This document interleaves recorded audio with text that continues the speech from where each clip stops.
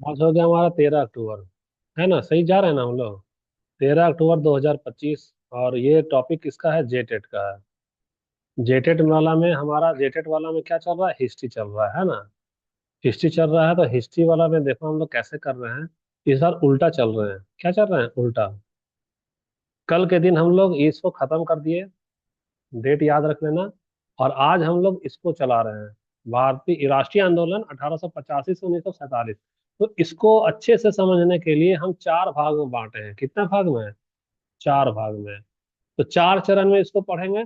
तो पहला वाला चरण में पढ़ेंगे आंदोलन कैसे फैला। और जैसे ही कैसे फैलेगा वैसे ही अंग्रेज इसको क्या करेगा? दबाएगा ना। ऐसा तो नहीं कि तुमको केक ला के खिलाएगा। है ना। तो जब दबाएगा तो कैसे दबाएगा बता सकती हो? कुछ एक्ट लगा कर ना। रॉलेट एक्ट, ये एक्ट। तो हम लोग एक स्टेज को पहले पढ़ेंगे कैसे फैला।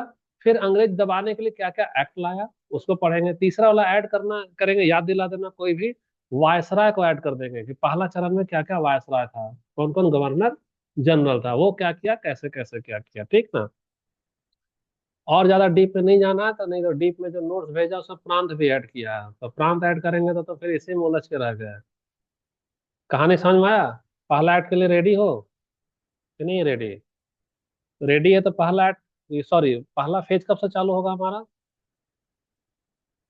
इंडियन नेशनल मूवमेंट है। बाइलिंगुअल नोट्स रखे हैं ताकि सीबीएसई स्कूल में पढ़ाने जाएगी तो इंटरव्यू देने से डरेगी नहीं।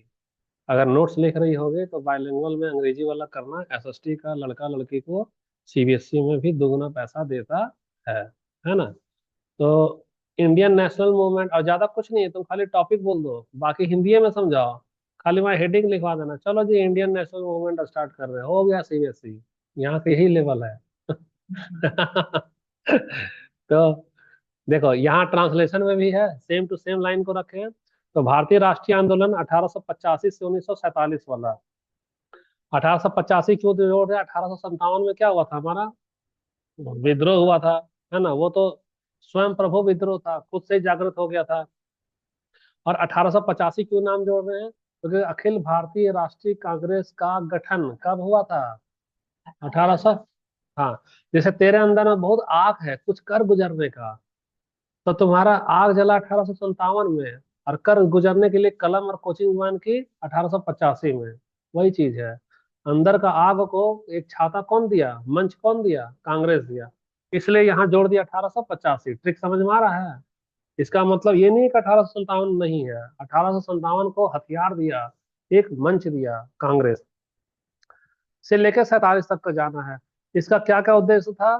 तो समाप्त करना उद्देश्य है किसका? ब्रिटिश का उपनिवेश को और खुद का राज को लाना था। शुरू में आंदोलन वो कैसा हुआ था? जी हुजूर हमको मत सताइए, निवेदन से ना हुआ था, पढ़ाए थे ना पोस्ट ऑफिस चौक में। ये अंग्रेज एक चांटा मारता था तो बोलता था हुजूर आप चांटा मत मारिए हमको बुरा लगता है। किससे शुरू हुआ था? निवेदन से शुरू हुआ था।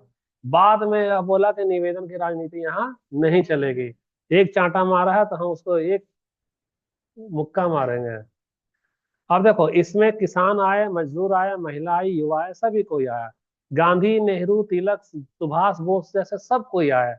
और इसको पुनर्जागरण का रूप दिया। क्यों? क्योंकि 1857 में तो आजादी की लड़ाई लड़ी ही गई है। इसके पहले एक और लड़ाई लड़ी गई जिसको भारत का इतिहास उतना प्रमुख जगह नहीं दिया है। क्यों नहीं दिया है? क्योंकि वह भेदभाव किया। या कौन सा आंदोलन कह दिया? जनजातीय। अरे वो जनजातीय संथान नहीं था, वो तो इससे भी ज्यादा संगठित था। है ना। लेकिन इतिहास में क्यों नहीं दिया? क्योंकि इसका जो जितना भी प्रतिनिधि है, वह पिछड़ा वर्ग का है, दलित वर्ग का है। तुम झारखंड राज्य में नहीं होती तो शायद तुम भी नहीं जानते। तो आजादी की लड़ाई जरूर हम लोग को रटवाया था 1857। ऐसा बात नहीं है। 55 में भी हुआ और 55 के पहले भी जनजातीय इलाके हैं जो दलित जातियां लोग, वहां वो लोग अपने स्तर पर लड़े कटे और मर मिट गए। नाम उनका मिट्टी में मिला दिया गया, उनको वजूद नहीं दिया गया इतिहास में। क्यों? क्योंकि वह समाज में प्रतिनिधित्व नहीं कर पाते थे। किसी किसी का नाम आ गया है, जैसे बिरसा मुंडा का नाम आ गया।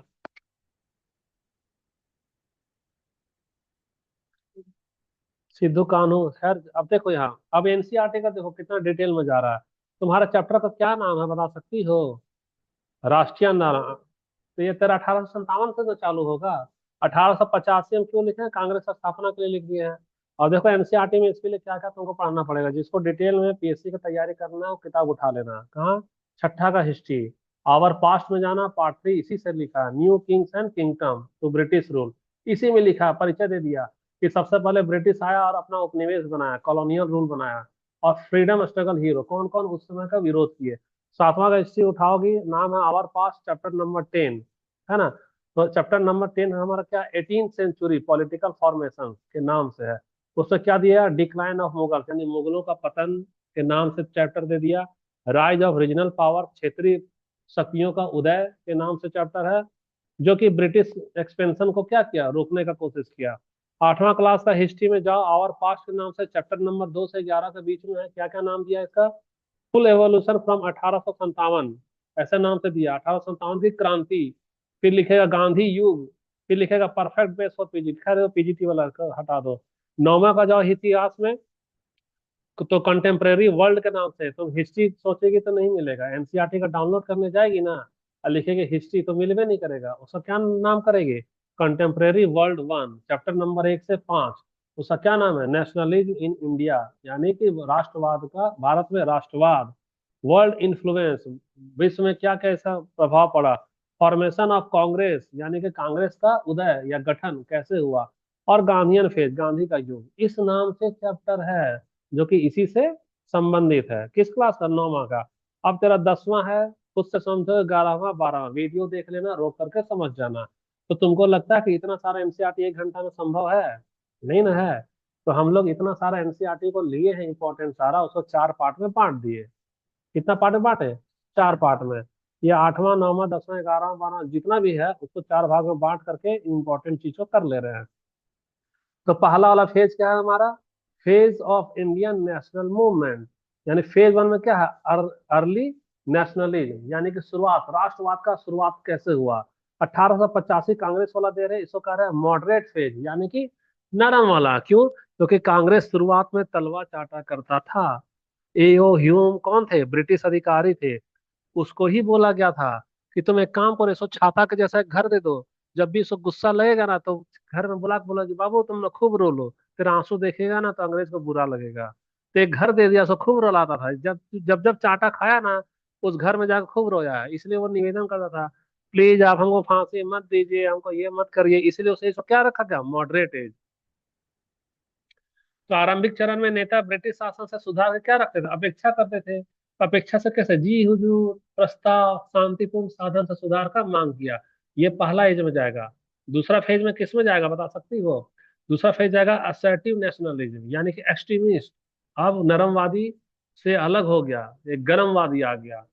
तो गर्मवादी में कौन है, बाल लाल पाल, सुनी हो ना, बाल लाल पाल। वो बोलते थे ये एक चांटा मारेगा ना, सबको घुसा ही घुसा मारो, तभी इसका उपाय है। देखो इवेंट्स में क्या हुआ, 1905 में बंगाल का विभाजन हुआ, तो गरम दल वाले आक्रामक हो गए, स्वदेशी वाला आया, और बायकॉट मूवमेंट, बहिष्कार वाला चला, है ना। आइडियोलॉजी में क्या आया, तिलक आइडियोलॉजी दिए, स्वराज हमारा जन्मसिद्ध अधिकार है। फेज 3 गांधीयन एरा, एनसीईआरटी वाला ले लिए, दिखा दी थे ना शुरू में।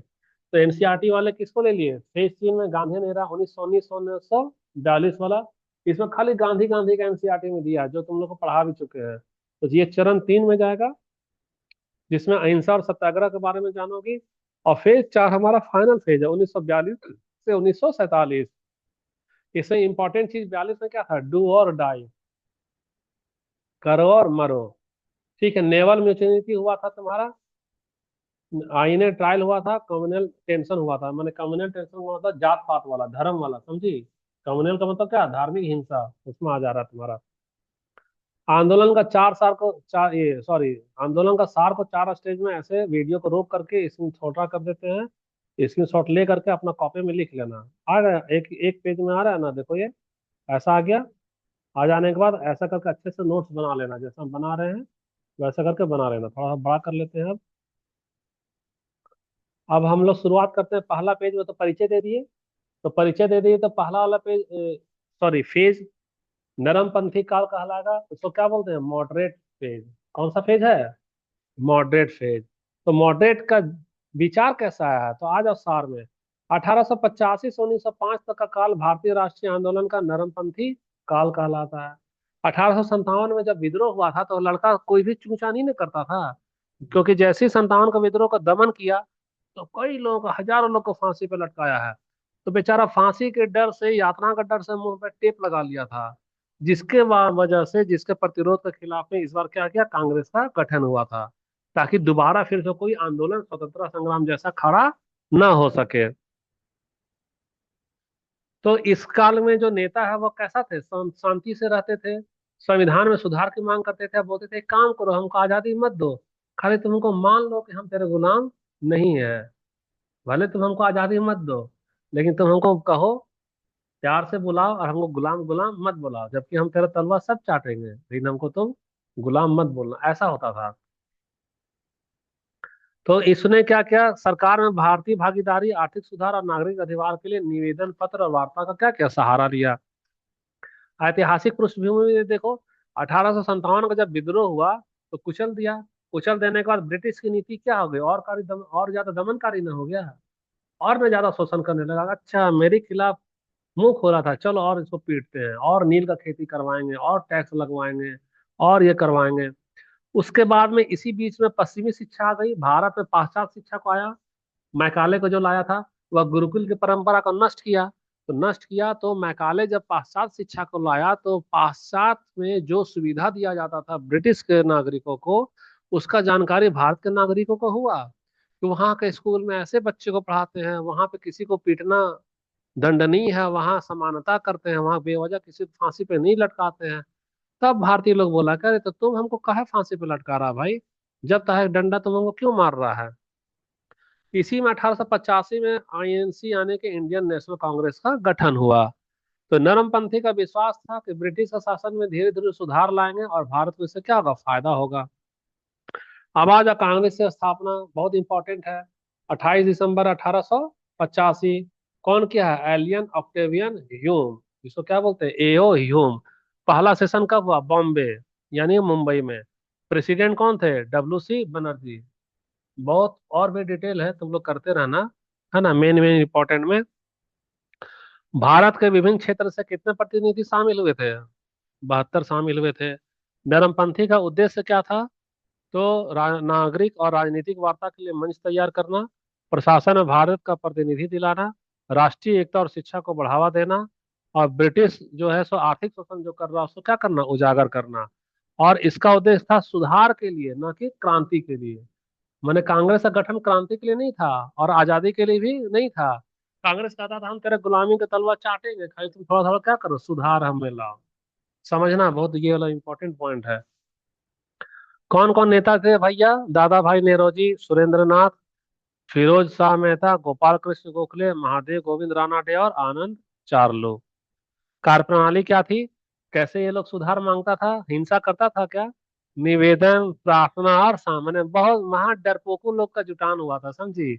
जितना जो डरपोकू डरपोकू था उसको कांग्रेस का समिति में डाल दिया, खाली हाथ जोड़कर रिक्वेस्ट करता था, हमको खाली फांसी में मत लटका दो, बाकी मेरा बात सुन लो। प्रेस का उपयोग किया, पुस्तिकाओं का प्रयोग किया, सभाएं करता था, प्रस्ताव पारित करता था, और बोलता था हमको ब्रिटिश के न्याय में बहुत विश्वास है। यानी पुराना जितना फांसी दिया उसको कहता था ठीक है, हमको भरोसा है, अब आप हमको खाली मत दीजिए। और संविधान में बोलता था सुधार कीजिए, अचानक से नहीं, धीरे धीरे सुधार कीजिए। तो इसका उपलब्धि हुआ क्या, इतना जो चमचागिरी किया। देखो, सबसे पहले तो इसी बहाने पाश्चात्य शिक्षा आया, तो भारत में राजनीतिक चेतना का प्रसार होने लगा। राजनीतिक चेतना के चक्कर में हमारे यहाँ राजनीतिक मंच बना, राष्ट्रीय राजनीतिक मंच। और उसी में नेहरू जी ने धन निकास सिद्धांत, एक सिद्धांत है जो पढ़ाए थे तुम लोग, क्या हर्षवती भूल गई। ब्रिटिश ने भारत में 1 साल का शासन के दरम्यान में कितना लाख टन करोड़ों रुपया का सोना और चांदी और जो पैसा वह ब्रिटेन ले गया, इसको वह साबित कर दिया, आंकड़ा निकाल करके। और इसी को बोला धन निकास सिद्धांत, बोला ब्रिटिश हम पे राज नहीं कर रहा, मेरा इतना करोड़ों का खजाना बाप दादा परदादा का, जिसको 100 साल से बटोरे थे, वह एक ही साल में ले गया। फिर अगला साल रहेगा तो इतना धन हमारा उठा के ले जाएगा, इसी वजह से हम क्या है, गरीब हैं। तो कौन दिया, दादा भाई नेरोजी दिए। यह सिद्धांत कहलाया धन निकास सिद्धांत। तो जब यह बाजार में पत्रिका में छापे तो पब्लिक पढ़ा तो चौंक गया कि अच्छा, मेरे ही पैसा, जैसे अभी जीएसटी, तेरा पैसा ले रहा ना मोदी, 30% लिया, 28% लिया, 8 साल, और कहता भाइयों बहनों अब हम कर दें 18%, अब आप खुश हो जाइए। यानी तुम 8 साल से लूटे हो, लूटे हो ना भाई। तो ये चीज जब पब्लिक को जागरूक होगा तो क्या करेगा, वोट देगा उसको। तो इससे हम चेतना फैला, प्रेस को स्वतंत्रता से भी चेतना चेतना फैला, कई सारा मैगजीन निकालता था, और जन आंदोलन का अब नींव रखने लगा। पब्लिक जानने लगी मेरा पैसा लूट रहा है, जीएसटी टैग पे लगा लगा के हमारा टैक्स लूटे जा रहा है मेरा पैसा। तो फिर से क्या हुआ, सुगबुकाने लगा क्रांति के लिए। अब इसका सीमा देखो कहाँ कहाँ यह था। ब्रिटिश सद्भावना में अब विश्वास करता था, जो कि क्या निकला, बेकार निकला, कुछ काम का हुआ नहीं। तो जन समर्थन इसको मिला नहीं, कौन आदमी इसको देगा जब बोल रहा है कि तुम फांसी लटका रहे हो, सही कर रहे हो। तलवार चाटने वाला कोई सपोर्ट नहीं करता है। तो यह आंदोलन खाली पढ़ा लिखा लोगों तक सीमित रहा, और इसकी गति बहुत धीमी थी। तो क्या हुआ, निराशा न उत्पन्न हुआ। तो निराशा उत्पन्न हुआ, तो अब देखो कुछ कुछ घटना देखो। 1885 में क्या हुआ, इंडियन नेशनल कांग्रेस का गठन हो गया। 86 में कलकत्ता में इसका दूसरा अधिवेशन हुआ, बहुत इंपॉर्टेंट है, सेकंड अधिवेशन हुआ। इसका दादा भाई नेरोजी थे। 1890 में जीके गोखले ज्वाइन किए कांग्रेस, राइज ऑफ न्यू। अच्छा, जब जीके गोखले ज्वाइन किए ना, तो इनका विचार बहुत गर्मा गर्म था। बोले ये तलवा चाटना और नरमपंथी से नहीं चलेगा, हमको इसमें सुधार करना, वो नया चेतना फूके। 1892 में इंडियन काउंसिल एक्ट आया, slight increase in Indian representation. इस एक्ट में बोला गया कि भारतीयों का प्रतिनिधित्व का संख्या क्या कीजिए, बढ़ाइए। 1901 में गोखले रिफॉर्म, गोखले क्या किया, अभियान चलाने लगे पुनर्जागरण कराने के लिए। तो अब यह एजुकेशन में भी फैला, और सेल्फ रूट माने कि स्वशासन पे भी फैलने लगा है। इंड ऑफ मॉडरेट फेज 1905 आते आते गोखले इनको पूरी तरह से जागृत कर दिए। तो जो नरमवादी है ना, उसका क्या होगा, समाप्ति हो गया। कैसे हो गया, बंगाल का विभाजन न कर दिया। तो बोला अब हम इससे निवेदन निवेदन नहीं करेंगे, यह नरम की भाषा नहीं समझ रहा, अब इसको डंडा डलाना होगा। तो या अब इससे रिलेटेड ना हमारा कुछ क्वेश्चन है, किससे रिलेटेड, इससे रिलेटेड, ठीक है। 1885 से 1905 का काल किस नाम से जाना जाता है, बताओ। अरे मॉडरेट फेज, अभी तो पढ़ा रहे हैं तुम लोग। आंसर है, ये मॉडरेट फेज है, ABCD। पेज बचाने के लिए ऐसा किए हैं, क्योंकि हिस्ट्री मेरा कमजोर है, तो इसको हम प्रिंट निकालेंगे, बाकी का प्रिंट नहीं निकाले हैं। निकालेंगे तो ABCD एक लाइन में डाल दे रहे हैं, तो पेज बचेगा हमारा। अच्छा, grand old man of India किसे कहा जाता है, अभी देख लो इसका, किसको कहा जाता है, दादा भाई नेरोजी को बोला जाता है। यह राष्ट्रवाद में योगदान दिए। अच्छा ठीक है, अगला वाला क्वेश्चन देखो। भारतीय राष्ट्रीय कांग्रेस की स्थापना किसने की, एओ ह्यूम ने की। आंसर नहीं लिखा है क्या, कांग्रेस का पहला अधिवेशन कहाँ हुआ था बताओ। अच्छा, बॉम्बे में हुआ। धीरे देखते हैं, इसमें इसमें तो ऐसा सेटिंग है कि दिख जाएगा ना, इसमें दिख जाएगा, कोई उपाय नहीं है। भारतीय राष्ट्रवादी किस नाम से जाने जाते थे, शुरू में इन्होंने सुधारवादी नरम तरीकों का नाम उपयोग किया है, तो मॉडरेट जाना जाता था, क्या, मॉडरेट। पढ़ाई में शुरुआत वाला मॉडरेट। और फेज का भी नाम है मॉडरेट फेज है ये। 1885 से 1905, यानी 1905 में बंगाल का विभाजन हुआ, और 1885 में कांग्रेस का गठन हुआ। कुछ कुछ समझ में आ रहा है कि ऐसे वेस्ट नहीं ना हो रहा टाइम। ठीक। छठा नंबर, अभी आंसर देखो क्योंकि इसमें दिख जाएगा। धर्मपंथी द्वारा कौन सी पद्धति नहीं अपनाई गई थी, तो वह हिंसा, वायलेंट का मतलब क्या होता है, हिंसा। तो वह हिंसा का पद्धति नहीं अपनाया, वो खाली तलवा चाटा करते थे, ठीक है।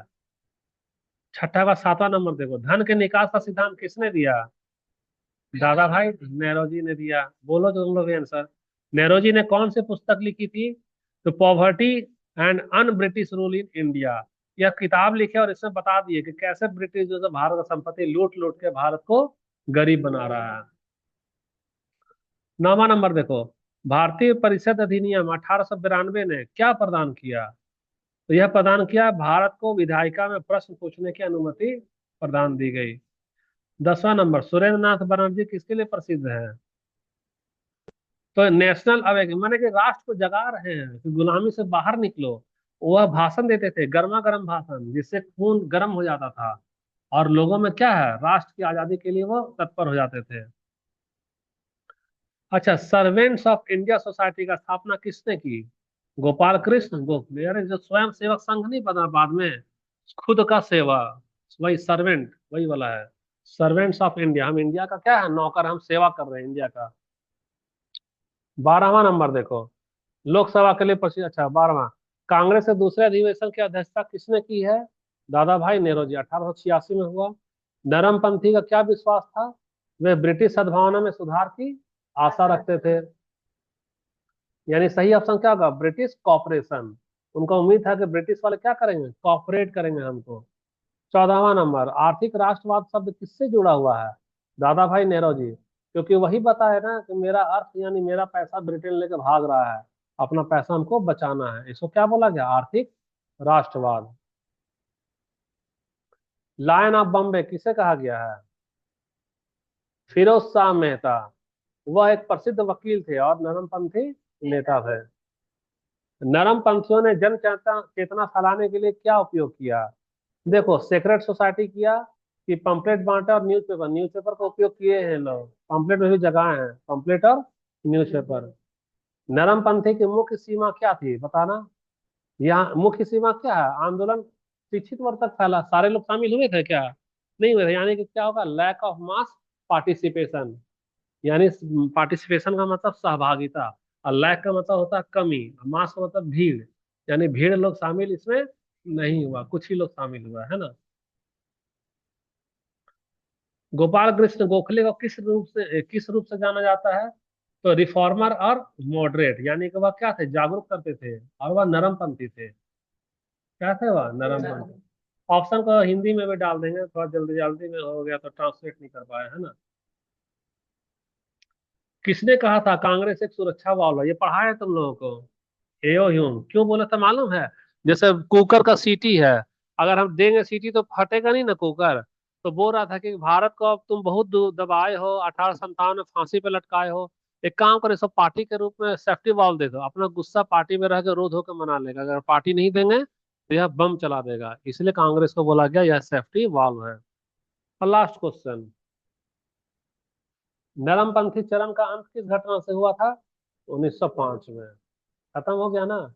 इसी में तेरा 30 मिनट हो गया है, समझी? तो नहीं होगा तो फिर इसका वो क्या क्या एक्ट लाया है उसको बाद वाला वीडियो में करेंगे। ये क्या हमारा टाइम पीरियड देखो यहाँ, क्विक रिकैप जो जो इम्पोर्टेंट चीज है। टाइम पीरियड क्या रखेगी नरम दल वाला का? 1885 से 1905। नेचर क्या था? संविधान में विश्वास करता था, शांति में चाहता था, और वह जागरूकता फैलाता चाह रहा था। लीडर में कौन थे? नेहरू जी, गोखले, मेहता और बनर्जी। ये लोग किसके कैसा हथियार अपनाए?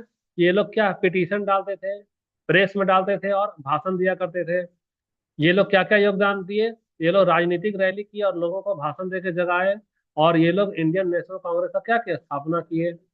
अच्छा, लिमिटेशन में क्या ऐसा कमी रह गया? इनका एक को सपोर्टे नहीं मिला, खाली पढ़ा लिखा आदमी सपोर्ट किया, बाकी लोग इनको सपोर्ट नहीं किया। ट्रांजिशन यह अगला स्टेप में कब पहुंच गया? तो 1905 में ही अगला स्टेज में पहुंच गया, जब बंगाल का विभाजन हो गया। तो पहला फेज का साल 1885 से 1905। कै गो मेन मेन नेताजी? नेहरू जी, गोखले, मेहता और बनर्जी। नेचर कैसा था? शांतिपूर्ण, ठीक ना, और रिफॉर्मिस्ट था, संविधान में विश्वास करता। एक को पब्लिक सपोर्ट करता था इनको? नहीं करता था। इनका टाइम टाइफिस किस साल हो गया? 1905। पहला फेज आ गया समझ में? हाँ, गैप करोगी? गैप लोगी? कानून वाला था, बाप रे। और हिम्मत नहीं है, इसको रोक दे रहे वीडियो को, है ना। इसको रोक दे रहे, नहीं होगा तो अगला दिन करेंगे, या शाम वाम में अगर एनर्जी वापस रीस्टोर किए तो करेंगे। करना था इसको भी। एक वीडियो में नहीं खत्म हो पा रहा, एक में होता तो ज्यादा अच्छा था। अगला वीडियो में हमारा यही चलेगा कि जो मॉडरेट फेज है उसमें अंग्रेज ने पारित कौन कौन सा दमन वाला कानून किया। जैसे बैकग्राउंड में देखो, हल्का सा एक तो कानून दिखाई दे रहा है ना, वर्नाकुलर प्रेस एक्ट। ये लोग किसका ले रहा था? पत्रिका का ना सहायता। तो अंग्रेज क्या किया? पत्रिका पे बैन लगा दिया, अखबार पे। तो वर्नाकुलर प्रेस एक्ट के बारे में एनसीईआरटी में क्या लिखा है? बिना इजाजत का तुम कुछ भी छाप नहीं सकती है। कुछ कुछ याद आ रहा है तुम लोग को? याद आ रहा है ना? तो ये वाला तरीका अच्छा है कि एनसीईआरटी का लाइन बाय लाइन पढ़ते हैं, वो वाला ठीक लग रहा है तुम लोग को? इसमें जल्दी हो जाएगा, और एनसीईआरटी का लाइन बाय लाइन करेंगे तो बहुत लेट लगेगा। ठीक है, ये सब एक्ट वो अगर कल अगला दिन करेंगे। जैसे इंडियन आर्म्स एक्ट 1878 में ले आया था। अब बोला था कोई भी भारत का आदमी हथियार नहीं रख सकता है, हम क्या करेंगे? उसको अपराधी घोषित कर देंगे। ये सब एक्ट अगला क्लास में चलेगा। 28 मिनट का वीडियो हो चुका है। फिर हम लोग नेक्स्ट क्लास स्टार्ट करते हैं, ठीक है। पेज नंबर मनीषा याद रख लेना, 16 से शुरू करेंगे हम, ठीक है।